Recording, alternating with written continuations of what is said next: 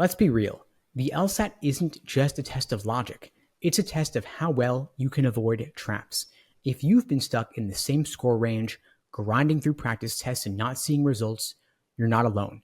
I've been there too. For those who don't know me, my name is Steve Schwartz, and back when I was studying for the LSAT, my scores sat in the low 150s for far too long, but I thought the solution was to work harder. But the thing is, the LSAT isn't about working harder, it's about working smarter. By the time I scored a 175 on test day, I had cracked the LSAT's hidden code. And today, I'm going to share with you that playbook, and we're going to dive into the top 10 LSAT traps, how to spot them, and the exact strategies to sidestep them like a pro. The first big trap is the practice test obsession. The myth around this one is the more tests I take, the better I'll get. That was me back in the day, burning through test after test, hoping for a breakthrough that never came. Now the thing is, practice tests without proper review are like running on a treadmill and expecting to get somewhere. You're burning through energy, but not fixing your weak spots. To outsmart this, flip your focus to targeted review. For every single test, spend as much time analyzing your mistakes as you did taking it. Ask yourself, why did I fall for the wrong answer? Why is the right answer right? And what can I do to avoid this next time? When I started doing this, my score jumped and yours will too. The second big trap is the explanation crutch. Reading explanations and thinking to yourself, oh, that makes sense now. It feels productive, but is it? Not really. The thing is that explanations show you someone else's logic, not yours. And if you're not fixing your own thought process, you repeat the same mistakes. To outsmart this, enter the Socratic review method. You want to break down your reasoning and ask yourself, why did I choose this answer? Then pinpoint your mistake. What assumption or misunderstanding led you there? Then rewrite your process and ask yourself, how will I approach this differently next time? The third big trap is the answer that sounds good enough. The LSAT loves answers that sound right, but miss the point.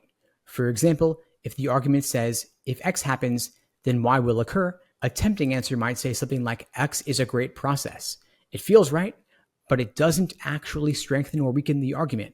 So before diving into the answers, predict what the right answer should do. If it's a strengthening question, ask yourself, what new information would connect X to Y? Any answer that doesn't do that, toss it out. The fourth big trap is falling for an answer that is half right. The LSAT writers know you're in a rush, so they make the first half of the answer match your prediction, but then they sneak in something wrong in the second half. So you gotta slow down, read every single word carefully, because one subtle twist can make an answer entirely wrong. Don't settle for good enough. Trap number 5 is to avoid timed practice. Of course, accuracy is essential, but the LSAT isn't just about getting questions right. It's about getting them right fast under test day conditions.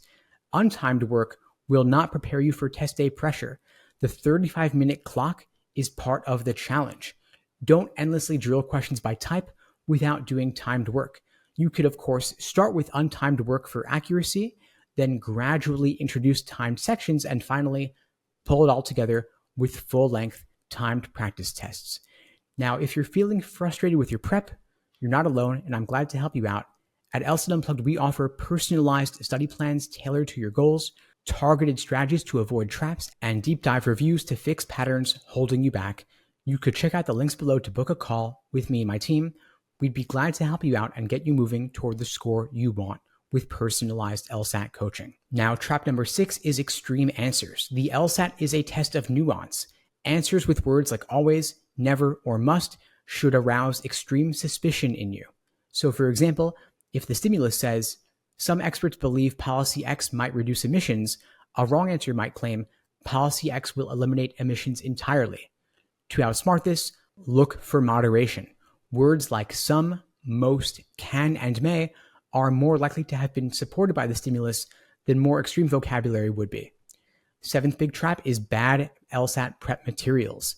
Not all LSAT resources are created equal. If you're using poorly written third-party questions, that will definitely hurt your prep. They're confusing and they themselves likely contain mistakes. They're certainly not realistic depictions of what the LSAT is like, and because there are thousands of official LSAT questions, you want to stick with those. They are the gold standard and they're available on LSAC's Law Hub Advantage platform. Well worth the investment. I know they are not paying me to say this, although I wish they were. Trap number 8, chasing volume over depth. Taking dozens of tests does not guarantee improvement because without review, it's nothing but busy work. So you always want to engage in detailed review, asking yourself, what did I misunderstand? What trap did I fall for? And how can I avoid this next time around? Trap number 9, getting misled by the details. In reading comp in particular, the wrong answers often focus on minor details, not the main argument. So first and foremost, identify and articulate the author's main point, their viewpoint, their opinion. If an answer choice for a big picture question doesn't relate to it, it's probably wrong. The 10th big trap is studying without a plan. If you're studying just when you feel like it, you're going to end up procrastinating and maybe even burning out. So you want to treat LSAT prep like a job where you block off time to focus on it. Create a study schedule and stick to it. Even just 2 to 3 focused hours a day can lead to major progress. And at LSAT Unplugged, we create personalized day-by-day study plans for all of our students. Again, you can check out the links below to find out more and to book a call with me and my team. We'd be glad to help you out. Now, before we end up here, I wanted to share with you one additional bonus trap, which is the fear of retaking. A lot of students feel like they only have one shot at the LSAT, but law schools only care about your highest score on record. They do not care how many times you took the test. And you could even sign up for a backup test date just for peace of mind to take the pressure off your current attempt, knowing that it's not all riding on any single test date. Now, I know the LSAT feels tough, but once you recognize these traps, it becomes a whole lot more manageable. Focus on fixing your weak points, stay consistent, and don't be afraid to ask for help. I've also put together a free easy LSAT cheat sheet linked below this video with actionable strategies you can apply right away. Again, grab your copy below, 100% free. And in the meantime, I wish you all the best and take care.